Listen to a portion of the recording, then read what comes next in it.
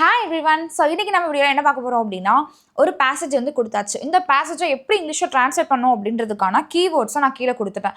இந்த keywords and ஸ்ட்ரக்சர்ஸை use பண்ணி தான் இந்த பேசேஜை நம்ம ட்ரான்ஸ்லேட் பண்ண போகிறோம். ஓகே, ஸோ இந்த மெத்தட் உங்களுக்கு ரொம்ப ஈஸியாகவும் யூஸ்ஃபுல்லாகவும் இருக்கும்.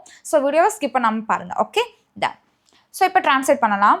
ஃபஸ்ட் இந்த சென்டென்ஸ் வந்து எதை பேஸ் பண்ணது அப்படின்னா, இப்போது நீங்கள் உங்கள் ஃப்ரெண்டை வந்து உங்கள் வீட்டில் ஏதாவது ஒரு ஃபங்க்ஷன், அந்த ஃபங்க்ஷனுக்கு நீங்கள் உங்கள் ஃப்ரெண்டை இன்வைட் பண்ணியிருக்கீங்க.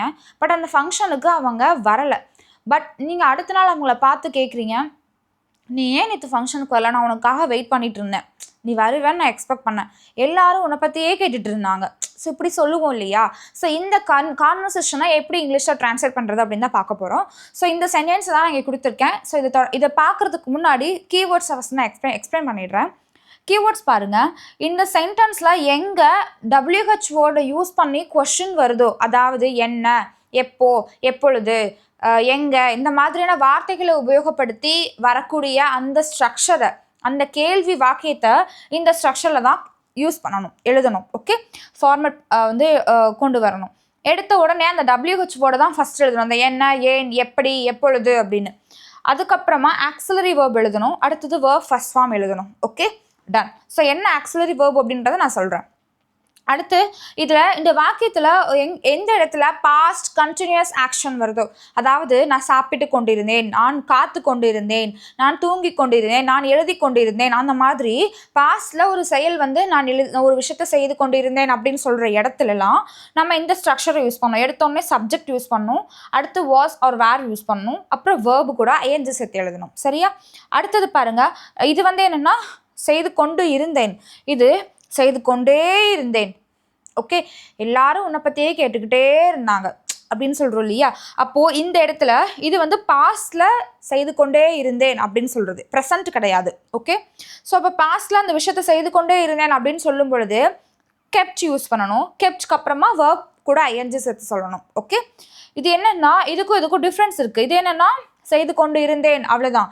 இது செய்து கொண்டே இருந்தேன், ஒரு விஷயத்தை தொடர்ந்து செய்து கொண்டே இருந்தேன் அப்படின்னு சொல்கிற பொழுது அந்த இடத்துல நம்ம கெப்ட் யூஸ் பண்ணி வேர்பு கூட ஐஎன்ஜி சேர்த்து எழுதலாம். அடுத்தது இருந்ததா அப்படின்னு, பாஸ்டில் ஒரு விஷயம் இருந்ததா அப்படின்னு கேட்குறோம் இல்லையா? அந்த இடத்துல டிட் யூஸ் பண்ணணும், அப்புறம் சப்ஜெக்ட் யூஸ் பண்ணணும், அப்புறம் ஹேவ் யூஸ் பண்ணி கொஸ்டின் கேட்கணும். சரியா? அடுத்தது ஒரு விஷயத்த செய்வேன்னு நினச்சேன், வருவேன்னு நினச்சேன், சாப்பிடுவேன்னு நினச்சேன் அப்படின்னு சொல்கிறோம் இல்லையா? அந்த இடத்துல அந்த ஒரு என்ன விஷயம் வந்து நம்ம நினைத்தேன் அப்படின்னு சொல்கிறோம் இல்லையா? அந்த பார்ட்டை வந்து வேர்ப் செகண்ட் ஃபார்மில் எழுதணும். என்ன விஷயத்த நீ நினச்சேன், அதாவது நீ செய்வேன்னு நினச்சேன், நீ வருவேன்னு நினச்சேன், அந்த வாக்கியம் இருக்கு இல்லையா? செய்வேன்னு, வருவேன்னு அப்படின்னு சொல்கிறோம் இல்லையா? அந்த வாக்கியத்தை would plus verb first form use பண்ணி எழுதணும். Okay, done. ஸோ இப்போ கீவேர்ட்ஸ் வந்து உங்களுக்கு கிளியர் ஆகிருக்கும். இப்போ இதை யூஸ் பண்ணி இந்த சென்டென்ஸை ட்ரான்ஸ்லேட் பண்ண, இந்த பேசேஜை ட்ரான்ஸ்லேட் பண்ணலாம். ஓகே, ஃபர்ஸ்ட் சென்டென்ஸ் பாருங்களேன். நீ ஏன் ஃபங்க்ஷனுக்கு வரவில்லை அப்படின்னு இருக்கு. நல்லா கவனிங்க. இதில் ஏன் அப்படின்ற கொஸ்டின் வேர்டு வந்துருச்சு. ஓகே, ஸோ அப்போ ஏன் அப்படின்ற கொஸ்டின் வேர்டு வந்துருச்சு அப்படின்ற போது எடுத்த உடனே நம்ம என்ன யூஸ் பண்ணணும்? WH வேர்டு யூஸ் பண்ணணும். இது வந்து ஒரு கேள்வி வாக்கியம். அப்போ இந்த ஸ்ட்ரக்சரில் இந்த சென்டென்ஸை ட்ரான்ஸ்லேட் பண்ணலாம். இப்போது WH வேர்டு இதில் என்ன? ஏன். ஏன் அப்படின்றதுக்கு இங்கிலீஷில் நம்ம என்ன எழுதணும்? வை இல்லையா? வை. அடுத்தது பாருங்க, ஆக்சிலரி வேர்ப் வந்து எழுதணும். இது என்னன்னா பாஸ்ட்ல ஒரு விஷயம் வந்து செய்யலையா, நீ ஏன் வரலை, ஏன் செய்யலை அப்படின்னு சொல்லி கேட்கும்பொழுது நம்ம என்ன யூஸ் பண்ணோம்னா டிட் யூஸ் பண்ணணும். ஓகே, ஆக்சிலரி வேர்ப் வந்து நம்ம டிட் யூஸ் பண்ணணும். இது வந்து வரவில்லை, இது நெகட்டிவ் ஸ்ட்ரக்சர் இல்லையா?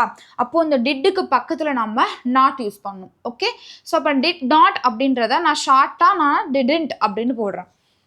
ஓகே, அடுத்ததாக நம்ம என்ன எழுதணும் அப்படின்னா, இந்த இடத்துல சப்ஜெக்ட் வேர்ப் ஃபர்ஸ்ட் ஃபார்ம் இருக்குது. இந்த வேர்ப் ஃபர்ஸ்ட் ஃபார்முக்கு நடுவில் நம்ம சப்ஜெக்ட் யூஸ் பண்ணணும். ஓகே, இது கேள்வி வாக்கியம் இல்லையா? அப்போது இந்த இடத்துல நம்ம சப்ஜெக்ட் போட்டோம்னா இதில் சப்ஜெக்ட் என்ன? நீ அப்படின்றது சப்ஜெக்ட்.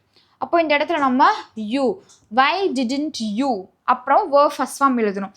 நான் ஏன் இங்கே ஆக்சிலரி வேர்பு வேர்ப் ஃபர்ஸ்ட் ஃபார்ம்னு மென்ஷன் பண்ணியிருக்கேன் அப்படின்னா, ஆக்சிலரி வேர்ப் நம்ம இங்கே டிட் யூஸ் பண்ணாலும் சரி, டூ யூஸ் பண்ணாலும் சரி, அங்கே வேர்ப் ஃபர்ஸ்ட் ஃபார்ம் தான் வரணும். ஓகேவா? ஸோ டிட்டையும் வேர்ப் ஃபர்ஸ்ட் ஃபார்மையும் தான் வந்து சேர்த்து நம்ம வேர்ப் செகண்ட் ஃபார்ம் சொல்லுவோம். அதை நீங்கள் கன்ஃபியூஸ் பண்ணிக்க வேணாம், இதோட நம்ம பார்ப்போம். So didn't you. Okay, so அடுத்தது பாருங்கள், வேர்ப் ஃபர்ஸ்ட் ஃபார்ம் எழுதணும். டிட்டு வந்துருச்சுனாலே நம்ம கண்ணை மூடிட்டு வேர்ப் ஃபர்ஸ்ட் ஃபார்ம் தான் போடணும். ஓகே, இதில் ஆக்ஷன் என்ன? வர இதுதான் வரவில்லை அப்படின்றது ஆக்ஷன். ஓகே, வரவில்லைன்றதுல நம்ம நாட் முன்னாடியே சேர்த்தாச்சு. அப்போ நம்ம இந்த இடத்துல என்ன யூஸ் பண்ணுவோம்? கம் மட்டும் எழுதுனா போதும்.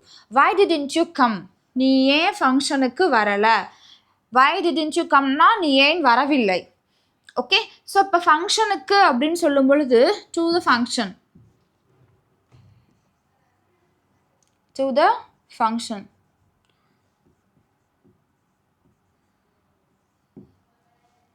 Why didn't you come to the function? நீ ஏன் ஃபங்க்ஷனுக்கு வரல அப்படின்னு சொல்லி கேட்கலாம். நான் உனக்காக காத்து கொண்டு இருந்தேன் அப்படின்னு சொல்லியிருக்கு. அப்போது இந்த சென்டென்ஸ் என்ன அப்படின்னா பாஸ்டில் கண்டினியூஸ் ஆக்ஷன். அப்போது இந்த ஸ்ட்ரக்சரில் இந்த சென்டென்ஸை ட்ரான்ஸ்லேட் பண்ணலாம். எடுத்த உடனே நம்ம சப்ஜெக்ட் யூஸ் பண்ணணும். நான் அப்படின்றதுக்கு இங்கிலீஷில் என்ன சொல்லுவோம்? நம்ம ஐ அப்படின்னு சொல்லுவோம் இல்லையா? அடுத்தது வாஸ் ஆர் வேர் யூஸ் பண்ணணும். நம்ம ஐக்கு பக்கத்தில் நம்ம என்ன யூஸ் பண்ணுவோம்? வாஸ் யூஸ் பண்ணுவோம். I was. காத்து கொண்டு இருந்தேன், அப்போ இங்கே என்ன யூஸ் பண்ணுவோம்? ஐ வாஸ்க்கு அப்புறம் வேர்ப் ப்ளஸ் ஐஎன்ஜி யூஸ் பண்ணணும். காத்து கொண்டு இருந்தேன் அப்படின்னு சொல்லும் பொழுது இங்கிலீஷில் நம்ம வெயிட்னு சொல்லுவோம். அப்போ வெயிட்க்கு பக்கத்தில் ஐஎன்ஜி சேர்த்தோம் அப்படின்னா வெயிட்டிங். யாருக்காக? உனக்காக. அப்போ ஐ வாஸ் வெயிட்டிங் உனக்காக அப்படின்னு சொல்லும்போது ஃபார் யூ அப்படின்னு சொல்லி போடலாம். Okay, I was waiting for you அப்படின்னா நான் உனக்காக வெயிட் பண்ணிட்டு இருந்தேன் அப்படின்னு சொல்லலாம். அடுத்து எல்லோரும் உன்னை பற்றி கேட்டுக்கொண்டே இருந்தார்கள். இந்த வாக்கியத்தை நான் விட்டுட்டேன். இந்த இடத்துல என்ன வரணும் அப்படின்னா எல்லோரும் உன்னை பற்றி கேட்டுக்கொண்டே இருந்தார்கள் அப்படின்னு சொல்லியிருக்கு. ஓகே, ஸோ இந்த இடத்துல எல்லோரும் அப்படின்றதா சப்ஜெக்ட். ஸோ ஒரு விஷயம் வந்து கேட்டுக்கொண்டே இருந்தார்கள் அப்படின்னு சொல்கிறோம் இல்லையா? செய்து கொண்டே இருந்தார்கள், அந்த கொண்டே இருந்தார்கள் அப்படின்னு சொல்கிறோம் இல்லையா? அந்த இடத்துல நம்ம kept plus verb plus ING use பண்ணணும். ஸோ நம்ம இப்போ என்ன பண்ணுறோம்? எடுத்தோடனே சப்ஜெக்ட் எழுதுறோம். இதில் சப்ஜெக்ட் என்ன அப்படின்னா எல்லாரும், எல்லோரும் அப்படின்றதான் வந்து இதில் சப்ஜெக்ட். ஓகே, ஸோ இப்போ எல்லாரும் அப்படின்ற போது நம்ம எவ்ரி ஒன் அப்படின்னு சொல்லலாம். Okay, every one. அடுத்தது கெப்ட் யூஸ் பண்ணுறோம். Okay, every one kept. அடுத்து வேர்ப் ப்ளஸ் ஐஎன்ஜி யூஸ் பண்ணணும். இதில் வேர்ப் என்ன அப்படின்னா கேட்டுக்கொண்டே இருந்தார்கள். கேட்டு அப்படின்றதா இதில் வேர்பு. ஓகே, அப்போ இந்த இடத்துல நம்ம என்ன யூஸ் பண்ணணும்? ஆஸ்கிங். ஓகே, ஸோ வேர்பு அது கூட ஐஎன்ஜி சேர்த்தாச்சு. Every one kept asking. உன்னை பற்றி அப்படின்னு சொல்லும் பொழுது உன்னை பற்றி அப்படின்னு சொல்கிறோம் இல்லையா? அதுக்கு இங்கிலீஷில் வந்து நம்ம என்ன சொல்லணும்னா அபவுட் அப்படின்னு சொல்லணும். உன்னை பற்றி அப்படின்ற போது அபவுட் யூ, உன்னை அப்படின்னு சொல்லும் பொழுது அபவுட் யூ அப்படின்னு சொல்லுவோம். Okay, so every one kept asking about you. எல்லாரும் உன்னை பற்றியே கேட்டுட்டு இருந்தாங்க. Every one asking about you அப்படின்னு சொல்லலாம். Sorry, every one kept asking about you அப்படின்னு சொல்லலாம். ஓகே, இந்த கெப்ட் அப்படின்னா கீப் உடைய செகண்ட் ஃபார்ம் தான் வந்து கெப்ட். ஓகே, அதாவது ஒரு விஷயம் தொடர்ந்து நடந்துகிட்டே இருக்குது அப்படின்னு சொல்லும் பொழுது டு கண்டினியூ சம்திங் அப்படின்ற இடத்துல நம்ம கீப் யூஸ் பண்ணலாம். ஓகே, ஸோ அப்போது இது பாஸ்டில் அந்த செயல் வந்து நடந்து கொண்டே இருந்தது அப்படின்னு சொல்லும் பொழுது இந்த இடத்துல கெப்ட் யூஸ் பண்ணலாம்.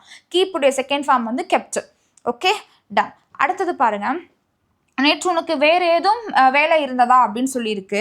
ஸோ இந்த இடத்துல இருந்ததா அப்படின்னு சொல்லி கேள்வி கேட்கும்போது டிட் ப்ளஸ் சப்ஜெக்ட் அப்புறம் ஹேவ் யூஸ் பண்ணி கொஸ்டின் கேட்போம்.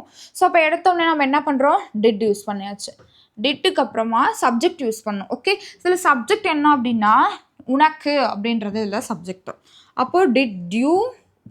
அடுத்தது டிட் சப்ஜெக்ட் அடுத்து தான் ஹேவ் யூஸ் பண்ணுறோம். அப்போ டிட் யூ ஹேவ். என்ன இருந்ததா? வேறு எதுவும் வேலை இருந்ததா? அப்போ did you have any other. வேறு எதுவும் அப்படின்னு சொல்லும்போது அதர், எனி அதர் அப்படின்னு சொல்லுவோம். Did you have any other work அப்படின்னு சொல்லலாம். Okay, did you have any other work. அடுத்தது இதில் நேற்று அப்படின்னு சொல்லி வந்துருச்சு. Did you have any other work yesterday அப்படின்னு சொல்லலாம். Okay, did you have any other work yesterday அப்படின்னா நேற்று உனக்கு வேறு எதுவும் வேலை இருந்ததா அப்படின்னு சொல்லும்போது இந்த வாக்கியத்தை உபயோகப்படுத்தலாம். அடுத்து நீ ஃபங்க்ஷனுக்கு வருவா என்று நினைத்தேன் அப்படின்னு சொல்லியிருக்கு. ஓகே, ஸோ இந்த வாக்கியத்தை 2 பார்ட்டாக பிரிச்சுருவோம். நீ ஃபங்க்ஷனுக்கு வருவாய் அப்படின்றது ஒரு பார்ட்டு, நான் நினைத்தேன் அப்படின்றது ஒரு பார்ட்டு. 2ஆக பிரிச்சாச்சு. சரியா? ஸோ இதை இப்போ இங்கிலீஷில் ட்ரான்ஸ்லேட் பண்ணலாம். நான் நினைத்தேன் அப்படின்றத ஃபஸ்ட் எழுதுவோம். ஓகே, ஸோ இப்போ நான் நினைத்தேன் அப்படின்ற போது ஐ தாட். ஸோ இதில் வந்து இந்த நினைத்தேன் அப்படின்னு வருது இல்லையா? அந்த இடத்துல நம்ம வேர்ப் செகண்ட் ஃபார்ம் வந்து யூஸ் பண்ணணும். அதனால் நான் இங்கே திங்க் உடைய செகண்ட் ஃபார்ம் தாட் யூஸ் பண்ணியிருக்கேன். ஐ தாட், நான் நினைத்தேன். என்ன நினைத்தேன் அப்படின்னா நீ ஃபங்க்ஷனுக்கு வருவாய் அப்படின்னு. ஸோ அந்த செய்வாய் வருவாய் அப்படின்னு வரும்போது would plus verb first form use பண்ணணும். அப்போது ஐ தாட் நீ ஃபங்க்ஷனுக்கு வருவாய் என்று அப்படின்னு சொல்லும் பொழுது you would you would come to the function. இந்த இடத்துல நான் வுட்டுக்கு பக்கத்தில் வேர்ப் ஃபர்ஸ்ட் ஃபார்ம் யூஸ் பண்ணியிருக்கேன். வேர்ப் ஃபர்ஸ்ட் ஃபார்ம் என்ன? கம் அப்படின்ற வேர்ப் ஃபர்ஸ்ட் ஃபார்ம் நான் யூஸ் பண்ணியிருக்கேன். ஐ thought you would come to the function. நீ ஃபங்க்ஷனுக்கு வருவேன்னு நான் நினச்சேன் அப்படின்னு சொல்லும்போது but I thought you would come to the function அப்படின்னு சொல்லலாம். ஓகே, சரி. ஸோ இப்போ இதை ஒருக்க ரீட் பண்ணி பார்க்கலாம். சரியா?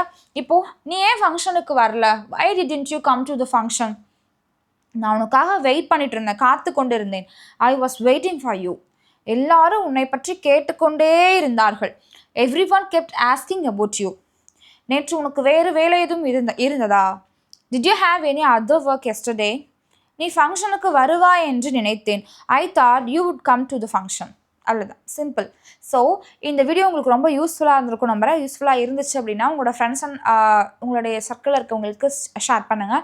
ஆனால் இன்றைக்கி தான் ஃபஸ்ட் டைம் நம்ம வீடியோ பார்க்குறீங்க அப்படின்னா மறக்காமல் நம்ம சேனலை சப்ஸ்கிரைப் பண்ணுங்கள். அண்ட் இது டிரான்ஸ்லேஷன் வீடியோவில் இது 16th வீடியோ. இதுக்கு முன்னாடி 15 வீடியோ நான் அப்லோட் பண்ணியிருந்தேன். இந்த 15 வீடியோஸுடைய பிளேலிஸ்ட்டை நான் டிஸ்கிரிப்ஷனில் கொடுக்குறேன். இந்த வீடியோவோட எண்ட் ஆகும் பொழுது அந்த எண்டில் அந்த வீடியோ உங்களுக்கு ஷோ ஆகும், நீங்கள் அதை வாட்ச் பண்ணலாம். அண்ட் இன்றைக்கி தான் நம்ம வீடியோ ஃபஸ்ட் டைம் பார்க்குறீங்கன்னா மறக்காமல் நம்ம சேனலை சப்ஸ்கிரைப் பண்ணுங்கள். Okay, thank you.